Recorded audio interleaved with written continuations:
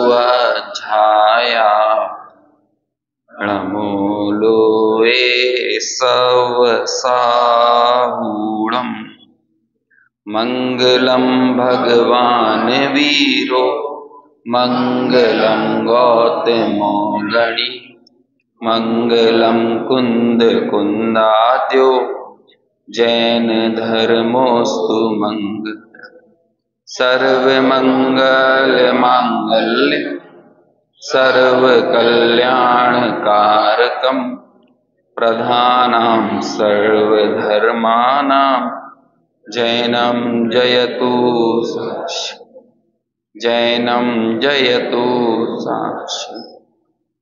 येनात्मा बुध्यतात्मैव परत्वेनैव चापरम् अक्षयानंत बोधाय तस्मै सिद्धात्मने नमः।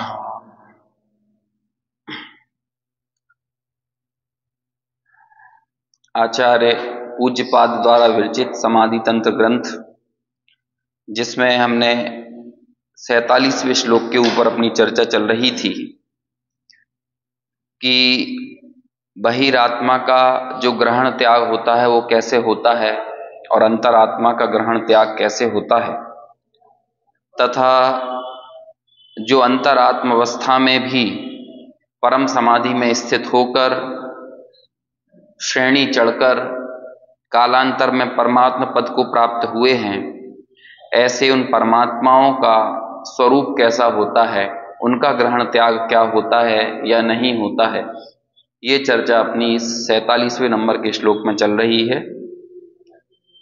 एक बार फिर से अपन ये श्लोक पढ़ते हैं पेज नंबर 92 पर, फिर इसकी चर्चा को आगे बढ़ाएंगे। त्यागादाने बहिर्मूढ़ः करोत्यध्यात्ममात्मविद् नान्तर्बहिरूपादानम् न त्यागो निष्ठितात्मनः। पद्यानुवाद। बाहर से मोही करे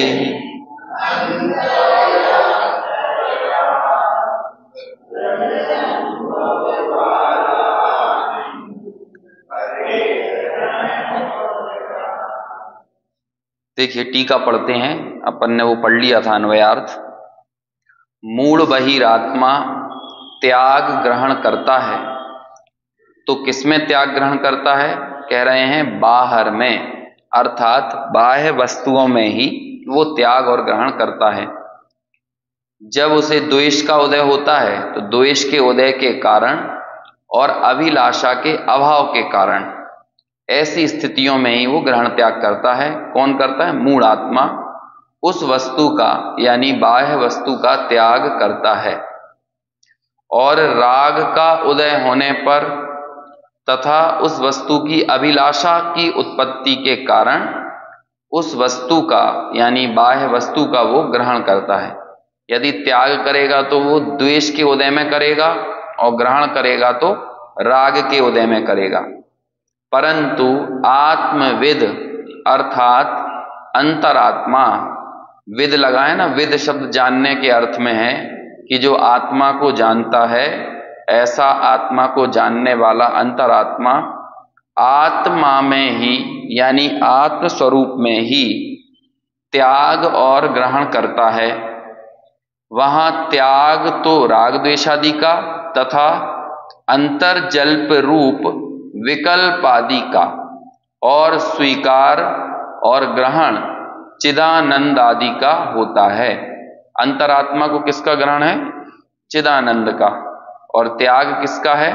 राग द्वेष का। ये दो शब्द आते हैं, अंतर्जल्प और बहिर्जल्प, है ना। तो अंतर्जल्प कहलाते हैं राग द्वेष रूप परिणाम, और बहिर्जल्प यानी पर वस्तु के संयोग के कारण हम जब पर वस्तु पर नौ कर्म के ऊपर जब द्वेषारोपण कर देते हैं तो वो ये कहलाने लगते हैं, वो बहिर्जल्प हैं। कई कई बार इन्हीं चीजों को आधि और व्याधि, ये दो शब्द आते हैं, तो आधि शब्द को मन के विकल्पों से जोड़ देते हैं। मन की समस्याएं वो हो गई आधि, और शरीर की समस्या को कह देते हैं व्याधि, है ना। एक और शब्द आपने सुना होगा, छह ढाला में आता है ना, लाख बात की बात यही, निश्चय और लाओ, तोरी सकल जग दंद फंद, निज आत्म ध्याओ। अब ये दंद फंद क्या होता है? दंद और फंद, दंद यानी द्वंद और फंद यानी फंदा, है ना। तो कह रहे हैं कि सारे दंद यानी अंतर के द्वंद, मन के विकल्पों को कह रहे हैं द्वंद, और संयोगों के कारण हम जो अपने आप को बंधा हुआ महसूस करते हैं उसे कह रहे हैं फंद यानी फंदा।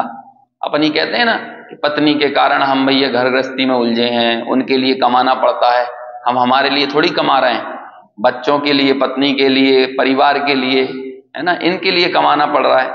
लोग बाग ऐसा बहुत आम बात है, ऐसी जो गृहिणियां होती हैं वो कहती हैं अब हमारे लिए थोड़ी बनाते हैं, पकाते हैं, है ना। दिन भर 24 घंटे मैं 15 घंटे यदि किचन में ही बीत रहे हैं, तो हम कौन हमारे लिए कमाते हैं? हमारा तो इतना सा पेट है, हम कितना खाएंगे, और उसमें भी बच्चा कुचा खा लेते हैं। तो कहते हैं तो इन दूसरों के लिए, परिवार के लिए, बच्चों के लिए, गृहस्थी के लिए, है ना, इनके लिए हमें करना पड़ता है। तो यही क्या हो गए, फंदे हो गए ना अपने, हमारे सबके पैर उलझे हुए हैं इनमें, दिखता भले नहीं हो, हालांकि वो फंद इसीलिए हैं क्योंकि द्वंद है। तो आचार्यों ने एक बात कह दी, अब हम लोग भी ऐसे हो गए हैं कि हमें एक बात समझ में नहीं आती है, जब तक 1000 बात नहीं कही जाए ना तो हमें समझ में ही नहीं आएगी। आचार्य ने कहा, या अब भले ही पंडित दौलत राम जी ने कहा, लेकिन वो आचार्यों की बात है, दौलत राम जी की बात नहीं है, कि लाख बात की बात यही। अब तुम्हें लाख बातें सुनना है कि एक बात सुनना है? कि एक बात सुनने से काम नहीं चलता, और बताओ और बताओ। अब और बताओ का तो कोई अंत नहीं हो सकता। उन्होंने कहा भैया ज्यादा बातें सुनना करो बंद, लाख बात की बात यही है कि निश्चय और लाओ। और यानी क्या होता है? हृदय में, है ना, हृदय में यही निश्चय की बात को उतार लो। इसके अलावा और कुछ उतारने समझने जैसा भले ना समझ में आए, कम समझ में आए, कोई बात नहीं, लेकिन एक निश्चय का ग्रहण हो जाए तो बस तुम्हारा काम बन जाएगा। और इसके अलावा जो भी दंद और फंद, मन के विकल्प यानी अंतर्जल्प हैं, और बाहरी संयोगों में उलझन यदि आप महसूस करते हो तो वो है फंद यानी बहिर्जल्प। उन दोनों को ही छोड़ दो, तोरी यानी तोड़ दो, तोरी सकल जग दंद फंद, निध आत्म ध्याओ, और एकमात्र आत्मा का ही ध्यान करो। देखो लोक में बड़ी समस्या होती है, जब जिन लोगों को आदत नहीं हो ना, ये अपनी कहते हैं हमें ये मुमुक्षुओं के प्रवचन तो समझ में ही नहीं आते हैं। कई लोग कहते हैं वो तो अपनी क्या हैबिट बन गई है, नहीं तो आप अपने घर में ही नहीं समझा सकते हो किसी को, दूसरों को तो छोड़ दो। वो ये कहते हैं क्या एक आत्मा ही आत्मा लगा रखा है? आत्मा आत्मा के अलावा कोई दूसरी बात ही नहीं करते। बस जब देखो प्रवचन शुरू होगा तो आत्मा से, खत्म होगा तो आत्मा से, पहले दिन आत्मा, दूसरे दिन आत्मा। अब अपन समाधि तंत्र में अपने को लगभग मेरे हिसाब से 70-80 व्याख्यान अपने इस पे हो गए, तो अपन क्या बात कर रहे हैं? ऐसा कोई दिन गया है जिस दिन आत्मा की बात नहीं आई हो? वही आई है कि अंतरात्मा कौन है, जो आत्मा को निज रूप जानता है, बहिरात्मा कौन है, जो आत्मा को आत्मा नहीं मानता है, परमात्मा कौन है, जो आत्मा में स्थिर हो जाता है वही परमात्मा हो जाता है।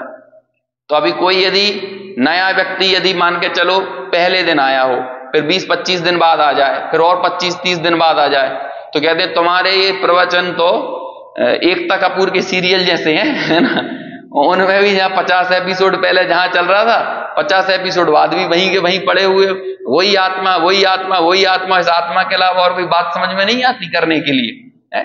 कभी थोड़ी दान की चर्चा भी करो, कभी थोड़ी सी त्याग की चर्चा करो, थोड़ी सी पूजा की करो, भक्ति की करो। यदि पूजा भक्ति की बात भी करोगे तब भी घूम फिर के आत्मा पे आ जाओगे, दान त्याग की बात करोगे तो भी घूम फिर के आत्मा पे आ जाओगे। तो ये क्या आत्मा आत्मा आत्मा लगा रखा है? और वही दौलत राम जी कह रहे हैं, तोरी सकल जगदंद फंद नित आत्म ध्याओ। निरंतर किसको ध्याने की बात कर रहे हैं? आत्मा। भले हम भी सुन रहे हैं, लेकिन सच्चाई में अपने हाथ अंदर हाथ रख के विचार करना, अपन को भी जमता नहीं है ये, है ना। अब क्या एक ही आत्मा आत्मा लगा रखा है? मतलब ठीक है यदि हमारी हैबिट में वो बात आ गई है, लेकिन यदि वहां तक अपनी पकड़ नहीं पहुंच रही है तो हम भी कायदे से ग्रहण कहां कर पा रहे हैं। हमें भी थोड़ा सा इधर उधर की बातें, थोड़ा सा मनोरंजन, लौंग इलायची की तरह जैसे माउथ फ्रेश करने के लिए बाहर की चीजें भी थोड़ी होते रहना चाहिए। थोड़ा सा चार लोगों में गैदरिंग हो, उठक बैठक हो, दूसरी बातें भी हों, सब तरह के प्रवचन हो, भक्ति हो, पूजा हो, सब चीजें अपन को चाहिए कि नहीं। तभी तो अपन अपना टेस्ट बदलने के लिए अलग अलग स्थानों पर जाते हैं। कभी अपन शिविर में जाते हैं, कभी भक्ति संध्या में जाते हैं, कभी पंचकल्याणक में जाते हैं। सब जगह क्यों जाते हैं? क्योंकि हमें भी बदलने का रस चढ़ा हुआ है। और दौलत राम जी कह रहे हैं कि सारे जगत के दंड फंद को छोड़कर नित आत्म ध्याओ, निरंतर एक आत्मा का ध्यान करो। तो ये क्या हमेशा आत्मा आत्मा क्या है? तो देखो बहुत सरल सा इसका उत्तर है। अन्य लोगों के लिए आत्मा एक छोटा सा विषय, सब्जेक्ट हो सकता है ना, लेकिन वास्तव में देखा जाए, परमार्थ से देखा जाए तो आत्मा कोई सब्जेक्ट नहीं है, आत्मा सर्वस्व है। समझ में आया? उसके अलावा और कुछ है ही नहीं। जैसे अपन बाहर में बात करें कि 22 साल की उम्र से लेकर 70, 72, 75 साल की उम्र तक व्यक्ति के लिए धन ही सर्वस्व होता है। अब यदि कोई छोटा बच्चा हो, क्या पापा जब देखो दुकान, जब देखो ऑफिस, जब देखो पैसा, जब देखो शेयर मार्केट, यही लगा रखते हो। बच्चा बोलता है थोड़ा सा हमारे साथ स्पाइडरमैन खेल लो, थोड़ा सा हमारे साथ भी सांप सीढ़ी खेलो, थोड़ा सा लूडो खेलो, कैरम खेलो, मोबाइल पे गेम खेलो। तो बच्चों को लगता होगा कि नहीं, क्या पापा जब देखो तब फोन पे बात कर रहा है, तो यही पैसे की, यही प्रॉपर्टी की है। तो बताओ क्यों ऐसा हो रहा है? क्योंकि भैया बेटा तेरे लिए तो वो एक सब्जेक्ट है पैसा, लेकिन तेरे पिता के लिए वो सर्वस्व है। तभी तो उसके लिए पैसा पैसा, उठते बैठते चलते फिरते सोते, है ना, हमेशा एक ही चीज धुन सवार है। सोने जा रहे हैं तो पैसे की फिक्र, उठ रहे हैं तो दिन भर पैसे के लिए क्या उद्यम करना है। तो क्यों ऐसा किया? कि वही है। पुरुष कभी महिलाओं की मानसिक स्थिति को नहीं समझ सकते कि उनके लिए गृहस्थी के जो कार्य हैं वो सर्वस्व जैसे ही हो गए हैं, है ना। उनके लिए बहुत बड़ा इशू है कि भाई कपड़े धुलना है, ये बहुत बड़ा इशू है। घर की साफ सफाई होना है, ये बहुत बड़ा उनका इशू है। घर में कोई सामान बनना है, आज सब्जी क्या बनना है, ये एक बहुत बड़ा चिंतनीय विषय है। ये कोई छोटा मोटा विषय थोड़ी है। तो ये गृहस्थी के कार्य उनके लिए एक छोटा सा सब्जेक्ट नहीं है, ये उनका सर्वस्व है। और आप पाओगे कि पूरा जीवन उसमें बीत जाता है, जीवन भर इसमें ही लौकी गिलकी तरकारी, है ना, कपड़े धुलना, बर्तन धुलना, है ना। मतलब बाई का नहीं आना महिलाओं के लिए कितनी चिंता का विषय होता है, ये पुरुष इस चीज को कभी समझ नहीं सकते, है ना, कभी नहीं समझ सकते। समझ सकते हो? महिलाएं समझा देती हैं, है ना, है जिस तरह से वो रिएक्ट करती। हाँ बस वो पूरा का पूरा घर का माहौल बता देता है कि आज बाई नहीं आई है। तो ये चीजें क्या हैं? ये कोई छोटा सा सब्जेक्ट नहीं है। उस चीज में डूबा हुआ व्यक्ति ये जान सकता है कि ये कितना बड़ा इशू है। ऐसे ही जिसे आत्मा की लगन लगी है, उसके लिए कोई आत्मा एक सब्जेक्ट नहीं है छोटा सा, उसके लिए आत्मा सर्वस्व है। वो कोई ये थोड़ी है, ये कोई ये काम थोड़ी है कि हमने 1 घंटे यहां पर सुन लिया, अब हमें दिन भर आत्मा को याद रखने की कोई जरूरत नहीं है। आज सुन लिया, कल हमें इसकी कोई बात नहीं करना है ना। दिन रात आत्मा का चिंतन, मृदु संभाषण में यही कथन। मुनिराजों का जीवन, अरे मुनिराजों के जीवन की तो बात जाने दो। अभी जो गृहस्थ अंतरात्मा है वो भी इसी में डूबा हुआ है, इसी में भीगा हुआ है, पगा हुआ है। पगा हुआ समझते हैं ना, जैसे कि रसगुल्ले वगैरह को सीरे में पाक देते हैं तो वो बिल्कुल तर बतर हो जाता है, उसी से डूब जाता है, और तभी उसका नाम रसगुल्ला है। यदि रस ना हो और अकेला वो गोल गोल बना दी जाए जामुन, तो वो तो गुल्ला ही गुल्ला है। रसगुल्ला कब बनेगा? वो जब वो रस में पगेगा। ऐसे ही अंतरात्मा तो तब है ना जब वो उसमें ही पगा हुआ हो, आत्मा में डूबा हुआ हो कि उठे बैठे चले फिरे। देखो ये 53वें नंबर का श्लोक आएगा ना, अभी यही बात बताएगा। अभी तो अपन 53वें श्लोक से पहले की भूमिका को देख रहे हैं कि कैसे उसे अंतरात्मा की का ग्रहण त्याग सब कुछ आत्मा को पकड़कर ही है, आत्मा को छोड़कर नहीं है। वही बहिरात्मा यदि कुछ छोड़ भी रहा है तो या कुछ ले भी ग्रहण भी कर रहा है तो उसमें आत्मा कहीं नहीं है, कहीं भी आत्मा नहीं है।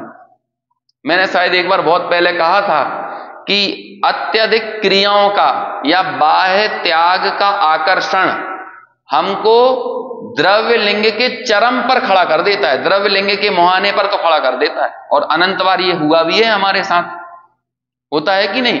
अच्छा देखो दूसरी चीज और देखो, जब त्याग शरीर पर केंद्रित हो तो सुविधाएं या अनुकूलताएं भी शरीर आश्रित होकर रह जाती हैं। आपको स्वर्ग की प्राप्ति हो जाएगी तो क्या मिलेगा, आपने शरीर से ही छोड़ा था तो लो शरीर की वहां पर अच्छा शरीर मिल गया, सौंदर्य मिल गया, संपदा मिल गई, तो सारा का सारा किस पर केंद्रित रहा, शरीर पर ही केंद्रित रहा। आत्मा का तो वहां पर कुछ हुआ ही नहीं है। जबकि त्याग किया किसके लिए था, मिल गया बाहरी वैभव मिल गया, संपत्ति मिल गई है ना, धन मिल गया, सुंदर शरीर मिल गया, निरोगी काया मिल गई, लेकिन काया ही तो मिली, आत्मा का क्या हुआ उसमें। जबकि हमने किस लिए किया था वो त्याग हमने किस लिए किया था, क्या शरीर के लिए किया था। हालांकि पहले श्लोक आया था 41वां या 42वां कि जो बहिरात्मा धर्म के माध्यम से भी क्या चाहता है, सुंदर शरीर, शुभ संयोग, इनकी ही प्राप्ति करना चाहता है, लेकिन अंतरात्मा इन सब से दूर हटना चाहता है।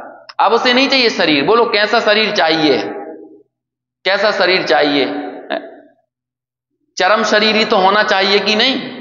अरे चरम शरीरी होने की भावना से चरम शरीरी नहीं होगे, वो तो आत्मा की भावना भाओगे। चरम मतलब क्या होता है, चरम मतलब अंतिम शरीर।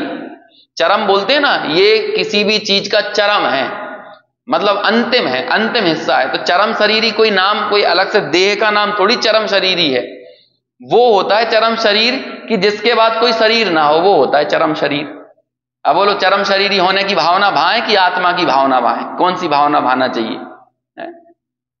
हमें लगता है कोई सा पुण्य का उदय होता होगा तब कोई चरम शरीरी होता होगा, ऐसा थोड़ी है। चरम नाम तो अंतिम का है, चरम यानी उसके बाद और कुछ शरीर धारण करना है नहीं, वो कहलाता है चरम शरीर। अब आप सोचो कि हम भी चरम शरीरी बने, हम भी चरम शरीरी बने। अरे चरम शरीरी बने बने की सोच छोड़ो, जो हो उस बात को स्वीकारो। मैं हूं क्या, मैं हूं अनादि से क्या हूं, अनादि से जो आत्मा हूं, आत्मा था, आत्मा रहूंगा, चाहे मानूं अथवा नहीं मानूं। इस आत्म तत्व की स्वीकृति में एक पॉइंट ऐसा आएगा, एक शरीर आपको ऐसा मिलेगा जो आपका चरम शरीर होगा। वो चरम शरीर धारण करने के लिए थोड़ी सब कुछ करना है, चरम शरीर तो होगा ही, रास्ते में आए बिना रहेगा नहीं। कौन से क्षेत्र में पैदा हुआ जाए, कौन से काल में पैदा हुआ जाए, अरे विचार तो करो, ये दोगली बातें क्यों कर रहे हो। पैदा हुआ जाए, भावना तो हम बातें हैं पैदा नहीं होने की, नहीं मरने की, और हम दूसरी तरफ भावना भा रहे हैं हम इस क्षेत्र में पैदा हो जाएं, हम इस काल में पैदा हो जाएं, उनके समय में पैदा हो जाएं, हमें भी ऐसे संयोग मिल जाएं। एक तरफ तो कह रहे हैं संयोग सुख दुख का कारण नहीं है, और दूसरी तरफ उन्हीं संयोगों की भावना भा रहे हैं। तो ये हमें विचारना चाहिए ना कि आखिर हमारी नीति कैसी है। ये तो दोगली नीति हो गई ना, एक तरफ तो जन्म मरण के अभाव की बात करते हैं, दूसरी तरफ अंदर से भावना बातें यहां पैदा हो जाए, यहां जन्म हो जाए। नहीं होना चाहिए ये रीति। ऐसे सब चीजों में मानो कि यदि आप देह से त्याग करोगे तो देह के शुभ संयोग मिलकर रह जाएंगे। यदि आपको बाह्य तप की महिमा आएगी, बाह्य व्रतों की महिमा आएगी, तो आप द्रव्य लिंग के मुहाने पर खड़े हो जाओगे, और हो क्या जाओगे, अनंतों बार हुए हैं। क्योंकि हमें वही महिमा आती है। मुनि राजों में भी हमें क्या दिखता है, हमें वही दिखता है ना, कि देखो इतनी, अब जैसे सर्दियों का मौसम आ गया, हमें मुनिराज की महिमा किससे आएगी, कितनी सर्दी सह रहे हैं। सोचो यदि आप दूसरे व्यक्ति को नीचा दिखाना चाहोगे ना, और मुनिराज को ऊंचा दिखाओगे, तो इन शब्दों के साथ दिखाओगे कि तुम्हें क्या है, तुम तो स्वेटर जैकेट पहन के बढ़िया यहां पर रह रहे हो, और मुनिराज को देखो ऐसी सर्दी में भी कैसे नग्न दिगंबर रहकर और पूरे परिचय को सह रहे हैं। अरे भाई, आपको क्या मुनिराजों का सिर्फ दुख दिख रहा है, या फिर वो सुखी हैं ये नहीं दिख रहा।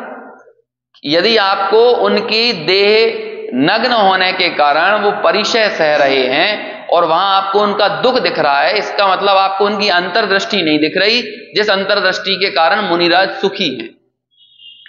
तो मुनिराज यदि आपको सुखी नहीं दिख रहा है तो क्या दुखी होने के लिए मुनिराज बनते हैं कि सुखी होने के लिए मुनिराज बनते हैं? इतना बताओ, किस लिए मुनिराज बनेंगे? मुनि अवस्था प्रश्न पूछो लोगों से कि ये बताओ, तुमने मुनियों की महिमा जितनी भी गाई वो उनके दुख के आधार पर गाई। अब हमें इसका उत्तर दो कि मुनि बना किस लिए जाता है, दुखी होने के लिए कि सुखी होने के लिए? यदि सुखी होने के लिए मुनि बना जाता है या मुनिराज सुखी हैं तो आप उनके जीवन का सुख ढूंढ कर दिखाओ, हमें सुख दिखाओ।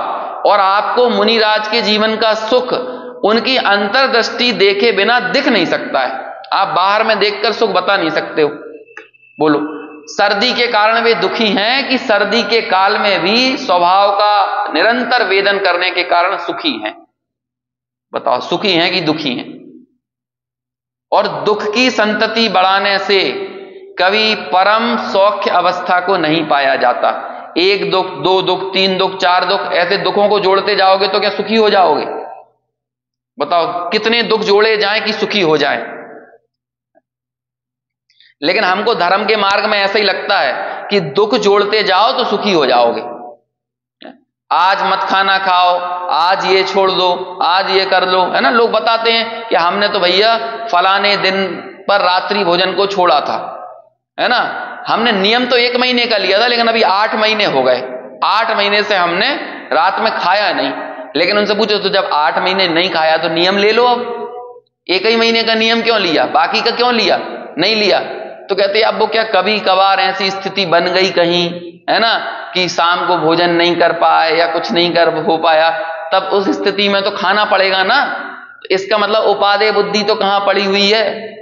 भोजन में। सुख बुद्धि कहां पड़ी है? भोजन में। और जो तुमने 8 महीने से छोड़ा है उसे मान रहे हो दुख का कारण। 8 महीने से तुमने नहीं खाया। देखो, सबको ही लगता है कि देखो ये टीवी नहीं देखते बेचारे, है ना, तो टीवी नहीं देखना क्या हो गया? दुख का कारण हो गया। होटल पे नहीं खाते ये, इनका बाहर पता नहीं कैसे चलता होगा, होटल पे नहीं खाते, तो क्या कहेंगे? होटल पे खाना सुख का कारण और होटल पे नहीं खाना ये क्या हो गया? दुख का कारण। ठीक है ना। अच्छा, कमाल की बात है, दूसरा तो ये बोल ही रहा है, जो व्यक्ति नहीं खा रहा ना वो भी ऐसा मानता है क्या भैया देखो तुम लोगों का तो सब चलता है, अब हम तो कुछ खाते नहीं है। जैसे शाम को भैया हमें तो जल्दी शाम को कुछ दे दो, तुम लोग तो रात में सब मजे करोगे, हमें तो कुछ मिलना नहीं है रात में, ऐसा बोलते हैं ना लोग, हमें तो कुछ खाना नहीं है। मतलब वो त्याग करने वाला भी ये मान के चल रहा है कि मैं रात में नहीं खाता तो मैं दुखी हूं, और ये सब रात में खाते हैं तो ये सब सुखी है, वो ये मान के चल रहा है। तो अब वो क्या कर रहा है? तो भैया तुझे ये लग रहा है कि तू रात में नहीं खाता तो दुखी है, तो तू भी खा ले। तो फिर मालूम वो क्या बोलेगा? हमें हमारा अगला भाव भी सुधारना है। अच्छा, अगला भाव सुधारना है, तो कैसे सुधारना है अगला भाव? कि यदि तू नरक में चला गया तो तेरा भाव बिगड़ गया, और तू स्वर्ग में चला गया तो तेरा भाव सुधर गया, ये बोलेगा ना। लेकिन मिथ्यात्व को छोड़ना है, इसके ऊपर कोई का विचार नहीं है, आत्मा को जानना है, इसकी तरफ किसी की दृष्टि नहीं है, बस अगला भाव सुधारना है। तो ऐसे ही सुधारना है कि यहां से मनुष्य गति चली जाए और आगे जाकर देवगति मिल जाए, बस तो भाव सुधर गया, गति सुधर गई। और हम भी सब यही चाहते हैं, सबको स्वर्गवासी बनाना है ना। बाकी मोक्ष का वासी तो किसी को नहीं बनाना है, और मोक्ष का वासी बनने के लिए पहले आत्मवासी बनना पड़ेगा, आत्मा में वास करना पड़ेगा, अंतरात्मा होना पड़ेगा। अंतरात्मा मतलब कौन? वही आत्मा में निवास करने वाला।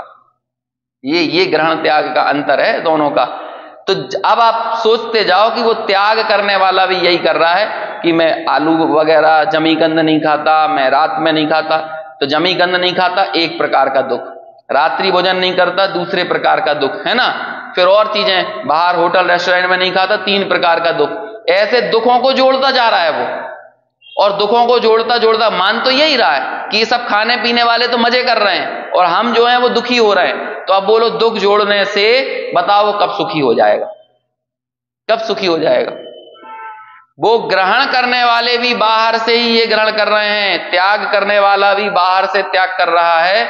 इसलिए इन दोनों के बहिरात्मा का ग्रहण और त्याग दोनों झूठे हैं।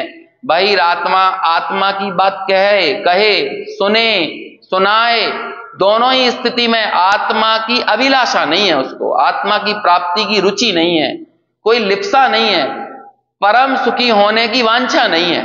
अरे लोगों से आज कह दिया जाए ना कि हमें तो निर्वाण प्राप्ति करना है, मोक्ष प्राप्ति करना है, लोगों को कहा जाए चलो हम तुमको ले चलते हैं निर्वाण, चलो आज के आज अभी इस कमरे से बाहर निकलना बाद में, पहले यहीं से इसी कमरे से तुम सबको क्या कहते हैं वो बनेगी, सिद्ध क्षेत्र बनेगा, यही कमरा अभी के अभी चलना है, बोलो कितने लोग तैयार हो जाएंगे। अभी तो चलो आपको मालूम है ये तो मजाक मजाक में कह रहे हैं, लेकिन यदि रियलिटी में ऐसा बन जाए ना स्थिति, तो कम से कम इतना तो बोलेंगे 2 मिनट घर बोल के आ जाने दो इतना तो कह ही दोगे, जबकि अंदर में रुचि ऐसी, यदि अंदर अरे फिर क्या छूट जाए, कौन को कोई को बताना है, किसी को सिखाना है, समझाना है कि हमारे बाद किसका क्या होगा। जबकि कमाल की बात ये देखना कि जब मृत्यु हमारे जीवन में आएगी ना तो ऐसे ही आ जाएगी, ऐसे आपको घर बोलने की मौका मिलेगा कि हमें घर पे बोल के तो आ जाने देते।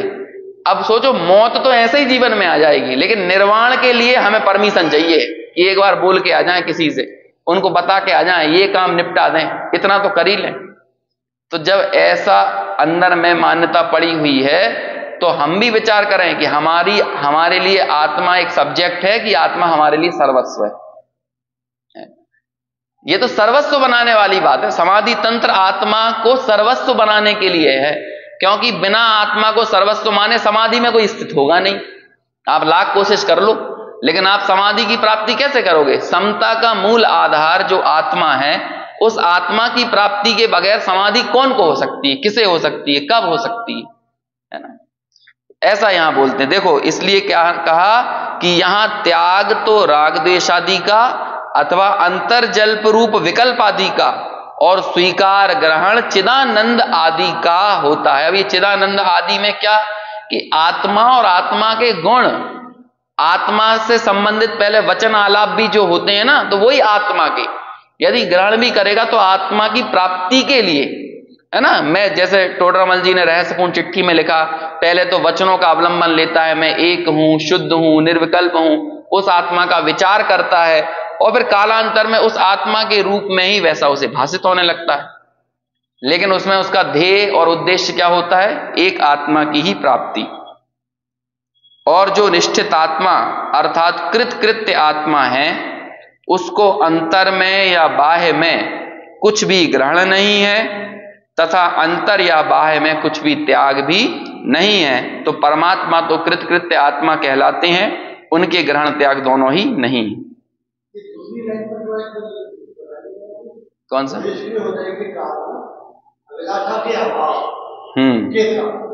हाँ देखो,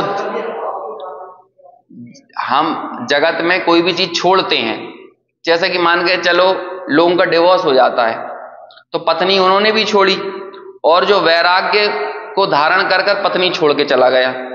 अब दोनों ने पत्नियां छोड़ी, अब एक ने कैसे छोड़ी है? जिनका डिवोर्स हुआ उसने द्वेष के कारण और पत्नी की अभिलाषा का अभाव, पत्नी प्राप्त हो इसकी अभिलाषा का अभाव हो गया ना, तभी तो उसने छोड़ी है। तो ऐसे वो सब चीजों को ऐसे ही छोड़ता है कि धंधा क्यों छोड़ दिया? धंधे से द्वेष हो जाता है।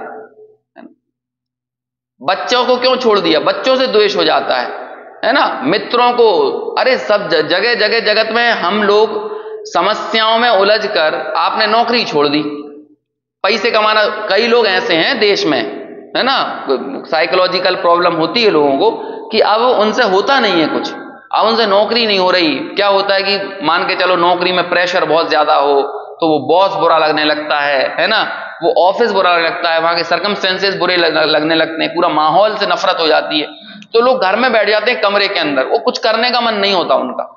और ऐसे अनेकों लोग हैं आज के समय में, ये जो आईटी वर्ल्ड में इतना ज्यादा प्रेशराइज किया जाता है, आपको दिखेगा नहीं वो प्रेशर।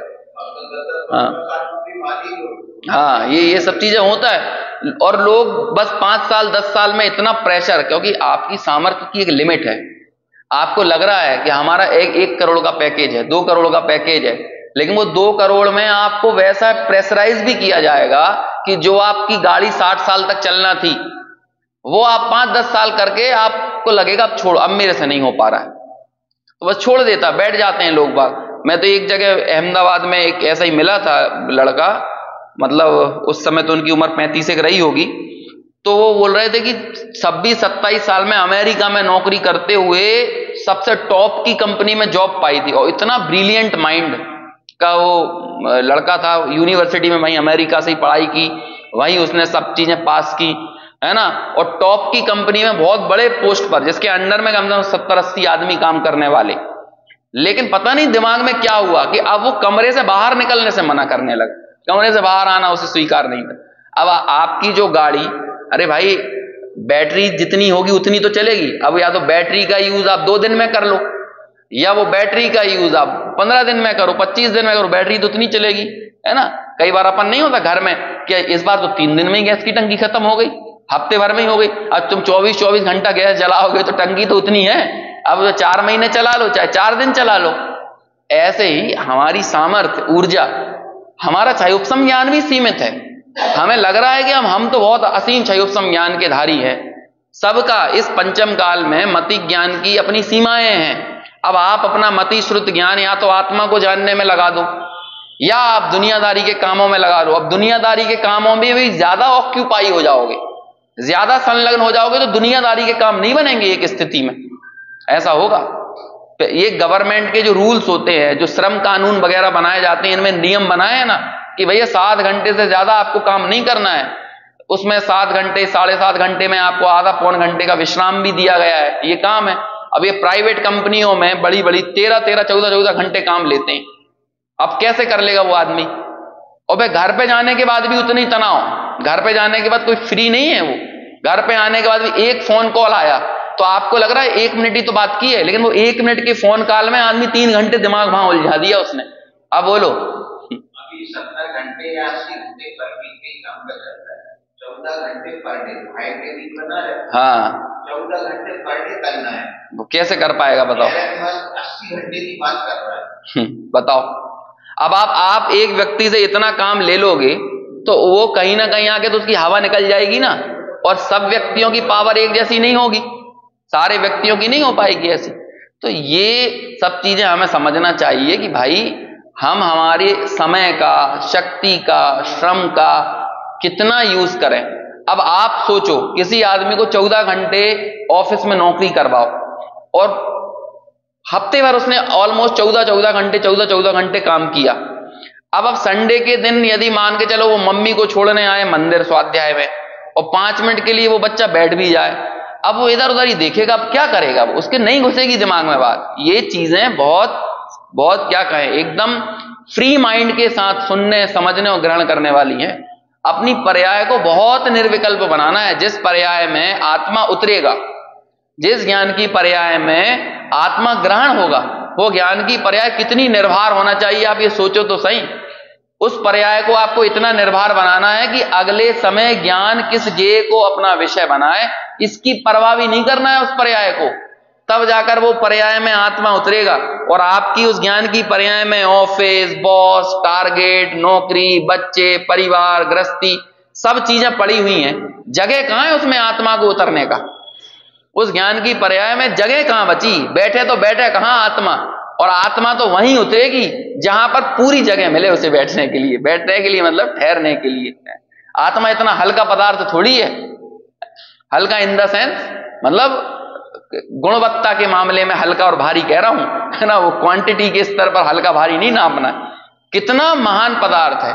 तो वो आत्मा सर्वस्व ना लगे, तब जाकर श्रीमद राजचंद्र जी कहते थे कि जितनी रुचि, प्रीति, पुरुषार्थ तू संसार शरीर भोगों के प्रति करता है, दिखाता है, इससे अनंत गुना चाहिए, अनंत गुना। हम उतनी नहीं लेके आ पा रहे हैं, और वो तो अनंत गुना की बात करते थे, दोगुनी नहीं लेके आ पा रहे हैं। अनंत गुना का कोई पैरामीटर नहीं होता है, मतलब बस आत्मा ही सब कुछ लगना, इसलिए उसे सर्वस्व कह रहे हैं। इसलिए अपनी बातें समझ में नहीं आती। आप प्रवचन लगा के चलाओ, यूट्यूब पे चलो सुन लेते हैं सिलेक्टिव लोग, 2-4 हजार 5 हजार आत्मा की रुचि वाले, लेकिन आप टीवी पर चला दो, ये जागरण वागरण ये चलते हैं ना, जी जागरण और फलाने ठिकाने, आपको कितनी क्वांटिटी मिल जाएगी लोगों की। और आप रुद्राक्ष बांटने लगो, है ना, तो कितने मिलेंगे? बांटो आप कोई सा वो वो बांधने लगो, क्या कहते हैं, मौली, है ना, हाँ, धागा, ये बांधने लगो लोगों के लिए, देखना आपकी कितने। अरे ये सब तो छोड़ो, आप इतना बताने लगो कि कचौड़ी में चटनी डाल के कौन सी खाना है ना, इतना बताओगे तो आपको सुनने जानने वाले बहुत मिल जाएंगे, क्योंकि लोगों के लिए आत्मा कुछ है ही नहीं, मान ही नहीं रहे, आत्मा नाम की कोई वस्तु चीज होती है नहीं मान रहे। अभी आपको यहां पर भीड़ बढ़ाना है, कुछ नहीं करना है, बस आपको कोई एक भक्ति संध्या रख दो यहां पे देखना आप कितनी तेजी से लोग जुड़ते चले जाएंगे। कुछ भी, कोई भी एक आडंबर आप शुरू करके दे दो, छोटा सा आडंबर, कुछ नहीं करना, आपको इस कोने में एक पत्थर रख देना है बस आपको, और उस पत्थर का मार्केटिंग कर दो। अभी जगह जगह अपन यहां जाते हैं, पत्थर फाड़ कर निकले हनुमान जी, वो जगह जगह बोर्ड लगे थे, वहां पे बहुत बड़ा मंदिर बन गया, जबकि 10 साल 15 साल पहले वहां कुछ नहीं था। लोगों ने मार्केटिंग की, ठीक वैसे ही मार्केटिंग की जैसे कि कोई प्रोडक्ट बेचते हैं, कोई पत्थर फाड़ के या क्या ऐसे कुछ लगे रहते थे ना जगह जगह बोर्ड, हाँ, विदिशा रोड पे वो लगे हुए। आपको कुछ नहीं करना है, बोलो सतपथ में भीड़ बनाने के लिए क्या करना है कुछ नहीं करना है कि वो दीवार में से अपने आप सीढ़न बना दो। आप यहाँ पे भगवान की आकृति का दीवार सीढ़ जाए तो देखो अपने आप यहाँ सीढ़न आई है, भगवान की आकृति वाली सीढ़न आई है, और फिर वहां पे बस उस सीढ़न के आकार में आपको कलर पोत देना है कि कुछ नहीं है, अपने आप कोने में निकले भगवान जी है। तो यहां पे लोग जुड़ जाएंगे। आत्मा सर्वस्व लगना बहुत कठिन चीज है, और इसी बात पर तो आचार्य आश्चर्य व्यक्त करते हैं कि आवाल गोपाल सबको सदाकाल एक वो ही जानने में आ रहा है, वो ही अनुभव में आ रहा है, लेकिन मोह का महात्मा है। देखो ज्ञान की हर पल उठने वाली तरंग जो इस बात की घोषणा करती है कि मैं आत्मा हूं, मैं आत्मा हूं, मैं आत्मा हूं, लेकिन वही ज्ञान की पर्याय उस आत्मा को नकारती भी जाती है कि नहीं, मैं तो शरीर हूं, मैं तो स्त्री हूं, मैं पुरुष हूं, मैं पुत्र हूं, मैं पति हूं, मैं पत्नी हूं, इन्हीं रूप वक्ता हूं, श्रोता हूं, इन रूप ही डोलती रहती।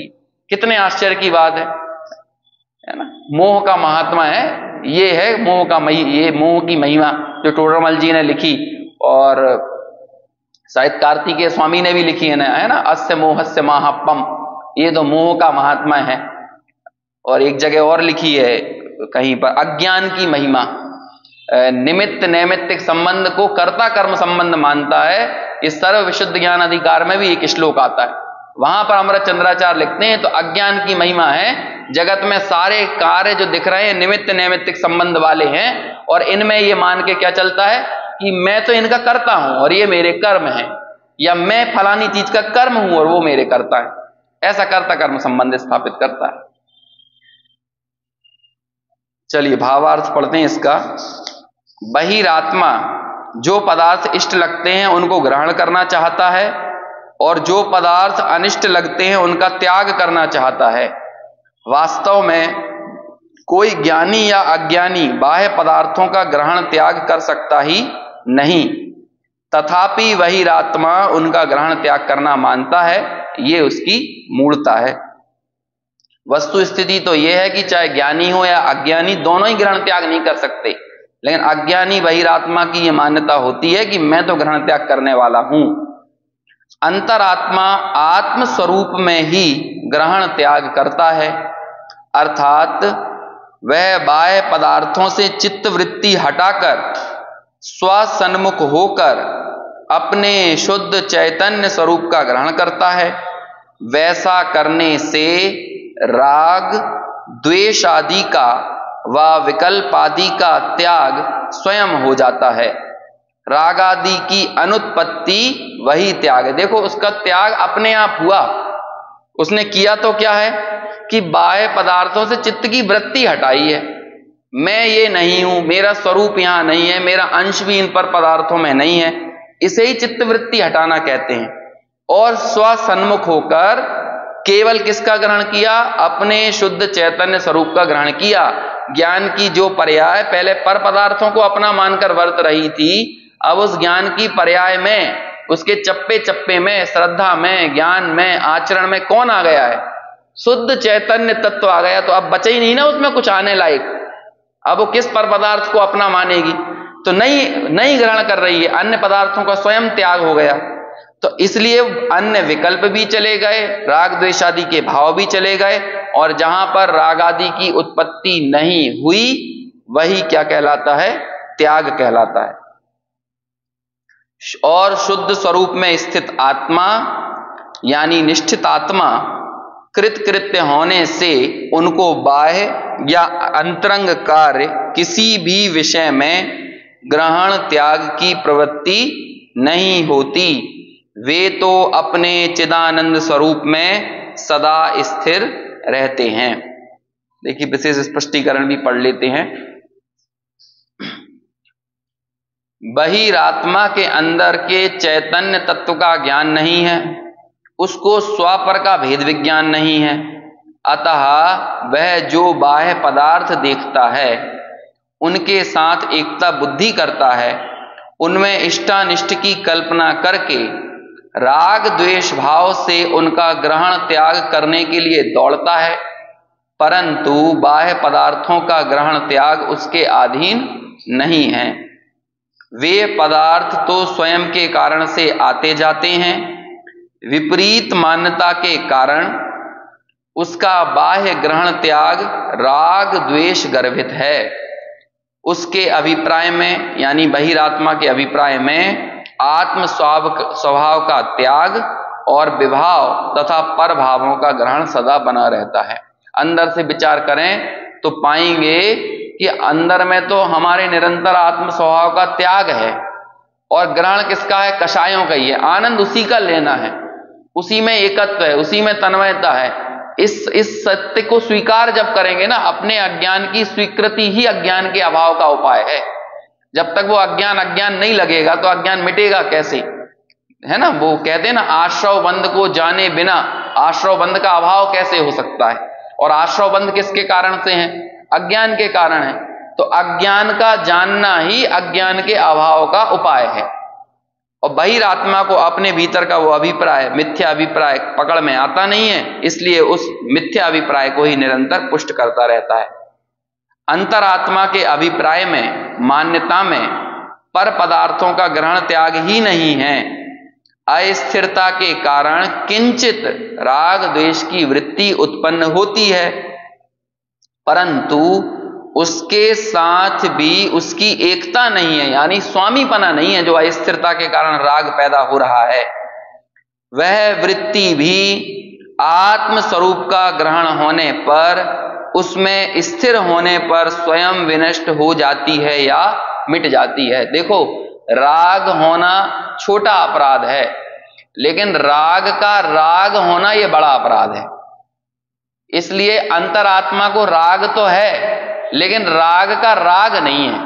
और मिथ्या दृष्टि बहिरात्मा को राग तो है ही, लेकिन राग का राग भी है। कषायें तो हैं भी, लेकिन कषायों का राग भी है।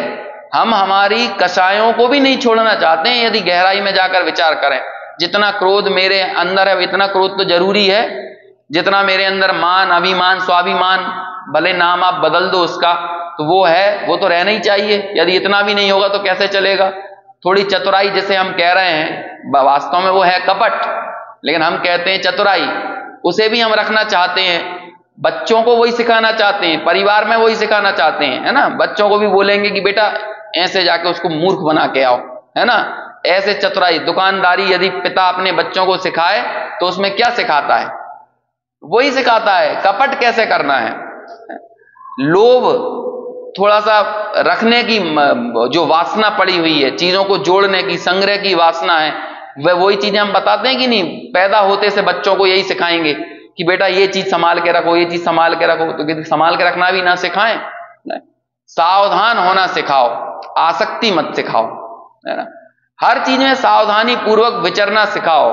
और सावधान होना यदि आप सिखाओगे तो बाहर में उचित रख रखाव करना वो अपने आप जानेगा। आपको असावधानी होगी ना तो आप पानी की बर्बादी करोगे, असावधानी होगी बिजली की बर्बादी करोगे, असावधानी होगी जरूरत से ज्यादा चीजें उपयोग में लोगे। कई बार आप देखना, कई ऐसे त्यागी व्रतियों से अपन मिले हैं, खासतौर से मैंने तो देखा है, कल्पना बहन जी के बारे में सुना भी है। तो बताते हैं कि मान के चलो 1-2 बर्तनों में सारा काम हो जाएगा। और कई लोगों को देखो बर्तन कितने फैलाने की आदत होती है, हर चीज कितना फैलाने की आदत होगी, एकदम चीजें बिखरी बिखरी रहती हैं। तो ये नेचर में कब आया कि जब आप जितने ज्यादा असावधान होते हो, बाहर की वस्तुओं का उतनी ही असावधानी से उपयोग करते हो। और जितने ज्यादा सावधान, सचेत, सजग होते हो, अपने उपयोग की बर्बादी ना हो इस बात का विचार करते हो, उतने उतने ज्यादा परिमार्जित होते जाते हो, सीमित होते जाते हो। और सावधान व्यक्ति को ज्यादा संग्रह की आवश्यकता नहीं है। वो तो असावधान व्यक्ति को अपनी असावधानी के काल में अपने दुख को दूर करने के लिए, क्योंकि जो ज्यादा जितना दुखी होगा उसकी पकड़ उतनी ज्यादा होगी। जैसे भोजन पर पकड़ किसकी ज्यादा होगी? भूखे की ज्यादा होगी ना। तो भूख का दुख हो तो भोजन की पकड़ बनती है। ऐसे ही कषायों का, इच्छाओं का दुख हो तो पर पदार्थ की पकड़ उतनी ज्यादा बनती है। और भीतर से वो राग परिणाम, वो कषाय का परिणाम है ना, वो क्या कहना चाहिए, पर द्रव्य के प्रति जो आसक्ति का भाव है वो घट जाता है, तो उसकी पकड़ भी ढीली पड़ जाती है। और जब पकड़ ढीली पड़ जाती है तो उन सब चीजों का त्याग हो जाता है। तो ऐसे अंतरात्मा की वृत्ति होती है। यह वृत्ति भी आत्मस्वरूप के ग्रहण होने पर, उसमें स्थिर होने पर स्वयं विनष्ट हो जाती है। इस तरह से अपनी ये चर्चा हुई। अब अंतर में त्याग ग्रहण करने वाला अंतरात्मा किस प्रकार से उन पदार्थों का त्याग ग्रहण करता है, इसके विषय में चर्चा 48वें श्लोक में आएगी, जो अपन आगे कल करेंगे।